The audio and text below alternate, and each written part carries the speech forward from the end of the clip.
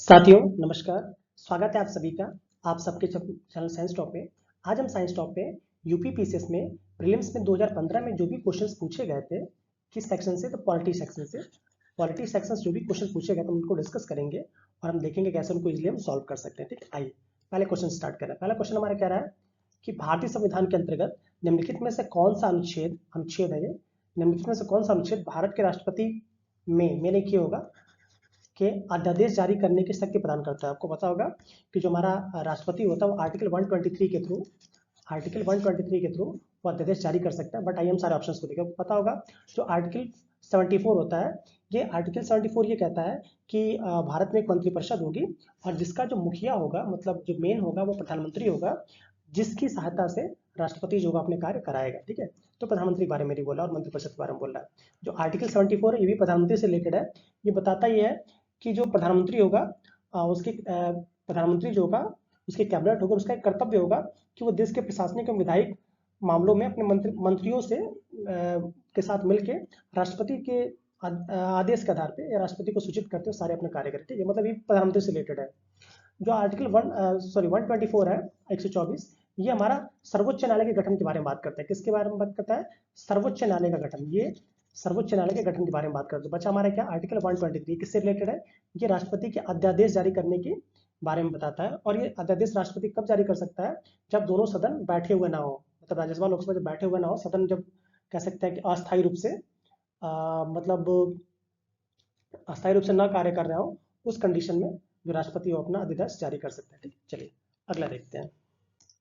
अगला क्वेश्चन क्या रहा है, सोचिए कुछ दो से मिलाना। आइए अब देखिए, अगर आपको एक भी आता है तो ये कितना आसानी से हो जाएगा। पहले क्या हमारा, अब आपको पता होगा कि हमारे जो मूल कर्तव्य हैं, जो कि कहाँ से हमारे 12 से लेकर 35 तक, ठीक है, 12 से लेकर 35 तक जो मूल कर्तव्य है, अब आपको पता है कि जो भी मूल कर्तव्य है उनमें सबसे मेन स्टार्ट कहाँ से होता है?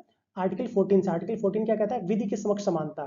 तो ए का 3 मिलाइए, ये ऑप्शन मिल गया। अगर एक भी आपको पता होता, मूल कर्तव्य आपको मतलब फंडामेंटल ड्यूटीज आपको पता है, सॉरी फंडामेंटल राइट्स आपको पता है, तो आपका ये क्वेश्चन सॉल्व हो जाता। बट ठीक है, हम आगे भी देखते हैं। अब आपको पता जो कार्य करने का अधिकार है, जो हमारा कार्य करने का अधिकार है और कार्य करने के लिए सही मानवीय स्थिति, दोनों में देखिए बहुत पास पास है। तो पहले देखिए, ये बताइए पहले कार्य करने का अधिकार होगा कि पहले मानवीय स्थिति होगी? भाई पहले तुम्हारा कार्य करने का अधिकार मिलेगा ना। जो कार्य करने का अधिकार है ये कहाँ मिलेगा? हमारा 41 में। थोड़ा सा दिमाग लगाएंगे बच्चों की तरह तो।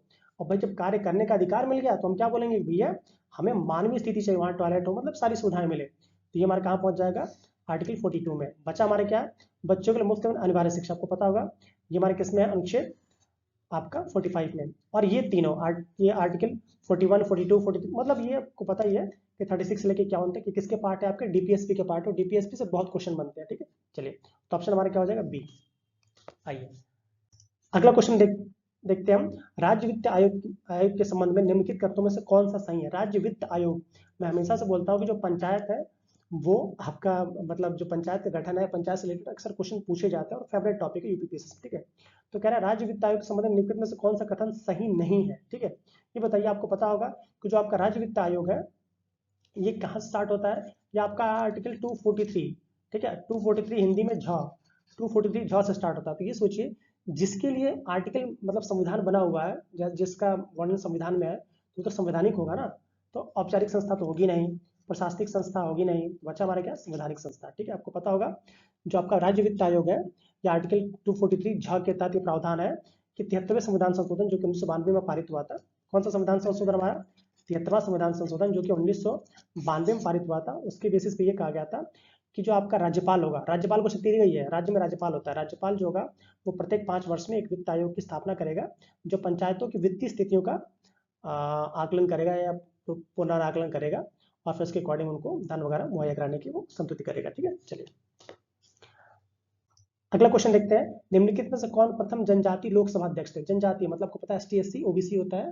तो जो आपका एसटी जो शेड्यूल ट्राइब है, इसमें से कौन सा शेड्यूल ट्राइब के प्रथम थे? तो आपको पता होगा कि जो हमारे पीए संगमा थे, ठीक है, पीए संगमा जो कि आपके नॉर्थ ईस्ट से आते थे, वही प्रथम जनजाति लोकसभा अध्यक्ष थे।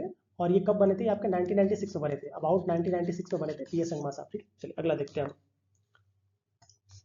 अगला क्वेश्चन कह रहा है भारतीय संविधान की 11वीं अनुसूची संबंधित। देखिए कितने बार पंचायत आ रहा है, आपको पता होगा जो भारतीय संविधान की जो 11वीं अनुसूची है ये किससे संबंधित है? ठीक है, अब आपको पता है कि जो हमारा आर्टिकल 73, जो फिर से मैं बोला था, आर्टिकल 73 है, जो आर्टिकल 73 है जो कब पारित हुआ हमारा 1992 में पारित हुआ था, बट लागू कब हुआ ये 24 अप्रैल 24 अप्रैल कब आपका 1993 से लागू हुआ है ये, ठीक है। मतलब पंचायती राज व्यवस्था, यही एक रीजन है कि 24 अप्रैल को हम पंचायती राज दिवस भी मनाते हैं। इसके बेसिस पे जो हमारा कह सकते हैं कि भाग 9 है, भाग 9 में, ठीक है, भाग 9 को बोल देंगे, भाग 9 में आपका 11वीं अनुसूची जोड़ा गया है, 11वीं अनुसूची जोड़ा गया जिसमें पंचायती राज संस्था को क्या दिया गया, 29 विषय दिए गए कार्य करने के लिए, ठीक है। तो कौन सा हमारा ऑप्शन हो जाएगा सी। आइए अगला देखते हैं। सूचना का अधिकार निम्नलिखित के संबंध में निम्नलिखित कथनों में से कौन सा सही, आपको पता होगा क्या राजनीतिक अधिकार है, बिल्कुल नहीं भाई, राजनीतिक अधिकार कहां से हो जाएगा ये, ठीक है। क्या संवैधानिक अधिकार है, क्या विधिक अधिकार है, क्या एक सामाजिक अधिकार है, आपको पता होगा जो सूचना का अधिकार है क्योंकि हमारे आर्टिकल 19 में आ गया है ये, जब आर्टिकल 19 में आ गया संवैधानिक अधिकार, और चूंकि विधिक अधिकार भी है क्योंकि इसके लेके हम कोर्ट में भी जा सकते हैं, तो बी और सी दोनों सही होना चाहिए, ठीक है। ऑप्शन में लोक सेवा आयोग ने इसका ऑप्शन बी सही माना था, ठीक है। चलिए अगला देखते हैं हम।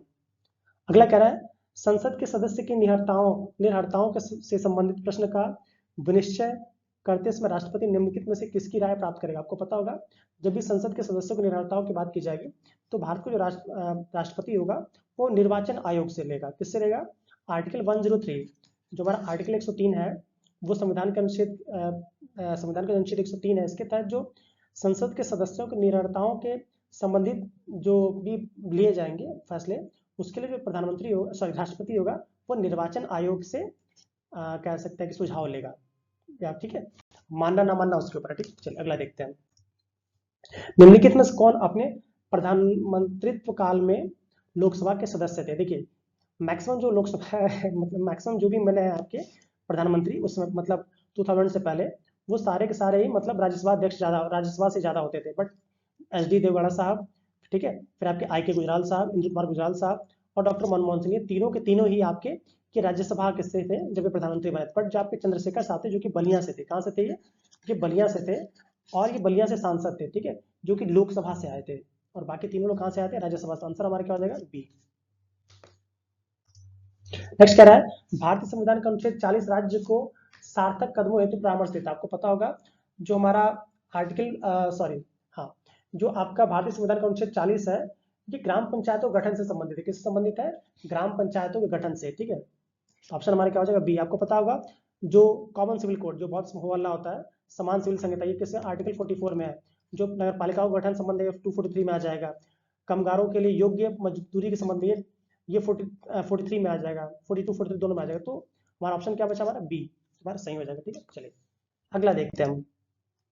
किसी राज्य के राज्यपाल की नियुक्ति संविधान के अनुच्छेद, आपको पता होगा जो राज्य का राज्यपाल है, ठीक है, जो राज्य का राज्यपाल है इसकी नियुक्ति के बारे में मतलब कह सकते हैं कि किस संविधान के किस अनुच्छेद में, ठीक है। तो आपको पता होगा जो आर्टिकल हमारा 155 है 155, आर्टिकल 155 किसके बारे में बात कर रहा है, राज्यपाल की नियुक्ति के संबंध में। आपको पता होगा राज्यपाल की नियुक्ति जो होती है वो राष्ट्रपति करता है और वो उसके प्रसाद पर्यंत वो अपने कह सकते हैं पद पे बने रहते हैं, ठीक है। चलिए अगला क्वेश्चन कह रहा है नीचे कथन दिए गए, अब आइए कथन देखते हैं। कथन क्या है हमारा, अनुच्छेद 368 के अंतर्गत संसद संविधान के किसी विभाग में संशोधन कर सकती है, बिल्कुल आपको पता होगा आर्टिकल जो आपका 368 है इसके थ्रू जो संसद होती है वो संविधान के किसी विभाग में परिवर्तन कर सकती है, हाँ ये उसका अधिकार प्राप्त है, बिल्कुल सही है ये। अब आर रीजन क्या रहा है, संसद भारत की जनता द्वारा निर्वाचित उच्चतम विधायी संस्था है, बिल्कुल सही बात है। आपको पता होगा जो भी सांसद होते हैं कहाँ चुन के जाते हैं, वो हम ही लोग चुनते हैं उनको, ठीक है। देखिए संसद में 3 आ जाते हैं, लोकसभा राज्यसभा और राष्ट्रपति। आपको पता होगा लोकसभा में भी जो भी मेंबर्स होते हैं उसको जनता चुन के भेजती है, राज्यसभा में भी जो मेंबर्स होते हैं वो भी आपको पता होगा कुछ को जनता भेजती है, कुछ को राष्ट्रपति भेजता है, कुछ मनोनीत होते हैं, तो एक तरह से कह सकते हैं ये भी जनता ही भेजती है, और ये दोनों मिलकर किसको बनाते हैं, राष्ट्रपति को बनाते हैं, वो भी एक तरह से कह सकते हैं कि हमारा अप्रत्यक्ष रूप से सब जगह जनता ही भेज रही है, तो लोकतंत्र की तो जा रही है। तो सही बात है कि संसद जो है भारत की जनता का निर्वाचित उच्चतम विधायी संस्था है। उच्चतम विधायी संस्था क्यों है, क्योंकि आर्टिकल 363 के थ्रू कोई भी नियम बना सकते हैं, तोड़ सकते हैं, कुछ भी परिवर्तन कर सकते हैं, ठीक है। तो ए और आर दोनों सही है, उसकी सही व्याख्या भी कर रहा है, ए और आर दोनों सही, तारक सही व्याख्या करता है, ठीक है। चलिए अगला क्वेश्चन देखते हैं। अगला क्वेश्चन का निम्नलिखित में से कौन भारत के संघ राज्य संबंध से संबंधित नहीं, आपको पता होगा ये भी बहुत इंपॉर्टेंट टॉपिक है, जो संघ राज्य संबंधित से संबंध है इसके बारे में 3 नहीं मेन है, सरकारी आयोग, राजमन्नार आयोग और पुंछी आयोग, ये तीनों ही आयोग संघ राज्य संबंधित है और जो इंद्र कुमार समिति है ये से संबंधित नहीं है, ठीक है। तो ऑप्शन हमारा क्या हो जाएगा, ऑप्शन हमारा ये सी, मतलब संबंधित नहीं, बाकी सारे संबंधित है, ठीक है। चलिए अगला क्वेश्चन देखते हैं हम। भारत के संविधान में उद्देशिका का विचार कहां से लिया गया है, तो आपको पता है जो हमारा प्रियम्बल है वो कहां से लिया गया है, आपका यूएसए, संयुक्त राज्य अमेरिका से इसको लिया गया, ठीक है। चलिए अगला देखते हैं हम। निम्नलिखित में से किन अनुच्छेदों को राष्ट्रीय आपातकाल के दौरान निलंबित नहीं किया जा सकता। आपको पता होगा जो राष्ट्रीय आपातकाल लागू होता है उस कंडीशन में जो आर्टिकल 20 और 21, 20 और 21 है, इनको कह सकते हैं कि निलंबित नहीं किया जा सकता, उसके अलावा सबको लगभग निलंबित किया जा सकता है, ठीक है। मतलब इनकी बात कर रहे हैं, इन्हीं में से, ठीक है। चलिए अगला क्वेश्चन देखते हैं। निम्नलिखित में से किसको अपने कर्तव्यों के पालन में भारत के राज्य क्षेत्र में सभी न्यायालयों की में सुनवाई का अधिकार होगा। पता होगा, तो सिंपल सा क्वेश्चन है। जो हमारा भारत का महान्यायवादी होता है, कौन होता है, भारत का महान्यायवादी, इनको क्या बोलते हैं हम, ये सबसे बड़ा विधिक अधिकारी होता है, इनको इंग्लिश में क्या बोलते हैं, अटॉर्नी जनरल ऑफ इंडिया, क्या बोलते हैं, अटॉर्नी जनरल ऑफ इंडिया। इनको अपने कर्तव्य पालन के लिए भारत किसी भी न्यायालय में मतलब कह सकते हैं कि वाद करने का और उसका जवाब देने का अधिकार है, ठीक है। चलिए नेक्स्ट कह रहा है, नीचे दो कथन दिए गए जिनमें से एक कथन है, आइए देखते हैं। पहले कह रहा है भारत का संविधान सबसे लंबा संविधान हो गया है, तो सही बात है भाई, भारत का संविधान सबसे लंबा संविधान है। आर कह रहा है मौलिक अधिकारों का अध्याय अमेरिकन संविधान के मॉडल से लिया गया, ये भी सही है। आपको पता होगा जो हमारे मौलिक अधिकार फंडामेंटल राइट्स है, ये भी हमने कहाँ से लिया, जो 12 से 35 तक है, कहाँ से लिया हमने, यूएसए से लिया है। दोनों सेम, बट इसका मतलब ये थोड़ी ना हुआ कि केवल 12 से 35 तक हमने जोड़ दिया तुम्हारा लंबा हो गया। हमारे संविधान में कितना है, 395 आर्टिकल्स हैं, 22 भाग हैं, ऐसे थोड़ा लंबा हो गया कि केवल आर्टिकल ये जोड़ने से लंबा हो गया, नहीं। दोनों सही है बट इसकी व्याख्या नहीं है। तो ए और आर दोनों सही है, परंतु आर ए की सही व्याख्या नहीं है। तो ऑप्शन हमारा क्या हो जाएगा, ऑप्शन बी। अगला क्वेश्चन देखते हैं। भारत में नागरिकता की निम्नलिखित विशेषताओं में से कौन सा नहीं है, ठीक है, सॉरी कौन सा सही है देखिए मैं भी गलत पढ़ रहा हूँ, कौन सा सही है। तो आपको पता होगा भारत में एकल नागरिकता है। भारत में क्या होता है कि भैया आपकी एकल नागरिकता, आप देखिए एकल से दो एक राज्य की एकल नागरिकता है कि संपूर्ण भारत की, भैया आप किसी भी स्टेट से हो, कहीं से अगर आप इंडिया के नागरिक है तो किसी हर स्टेट के आप नागरिक हैं, ठीक है। तो क्या हो जाएगा, ऑप्शन हमारा सी सही हो जाएगा, ठीक है। आइए अगला क्वेश्चन देखते हैं। भारत संविधान के किस अनुच्छेद में 42वें संविधान संशोधन विधेयक द्वारा मूल कर्तव्यों को सम्मिलित किया गया है। चलिए आपको पता होगा जो हमारा 42वां संविधान संशोधन है उसके थ्रू हमारा आर्टिकल 51A, 51 क बोला जा रहा है, 51A के थ्रू जब बोला जाए भाग, तो भाग 4 क या 4th A बोला जाता है, ठीक है। इसके थ्रू हमारे मूल कर्तव्य जोड़े गए हैं, ठीक है। और किस संविधान संशोधन के थ्रू, 42वें संविधान संशोधन के थ्रू। ये कब हुआ था हमारा, 1976 में। कब जोड़ा गया था, 1976 में। अब ये पूछा जाए किसकी संतुतियों के आधार पे, तो आप बोलेंगे स्वर्ण सिंह समिति। क्या बोलेंगे हम, स्वर्ण सिंह समिति। स्वर्ण सिंह समिति की संतुतियों के आधार पे हमारे मूल कर्तव्य जोड़े गए थे, जो कि प्रारंभ में हमारे 10 ही थे, बाद में जोड़ के 11 कर दिए गए, ठीक। अगला देखते हैं। शिक्षा का अधिकार अधिनियम 2009 का लक्ष्य शिक्षा को मुफ्त एवं अनिवार्य बनाना है, उन बच्चों के अधिकार में नहीं था। आपको पता प्राथमिक स्तर के लिए बनाया गया। किसके लिए बनाया गया, ये जो शिक्षा का अधिकार हो प्राथमिक स्तर के बच्चों के लिए बनाया गया, ठीक। चलिए इससे हमारे सारे क्वेश्चन खत्म हो गए। आप अगर आपको हमारे कार्य अच्छा लगता है तो प्लीज़ हमारे चैनल को लाइक शेयर और सब्सक्राइब करिए, और जो भी आपके अवेलेबल कमेंट्स उसको प्लीज़ कमेंट बॉक्स में जरूर डालिए, ठीक है। तब तक के लिए जय हिंद, वंदे मातरम।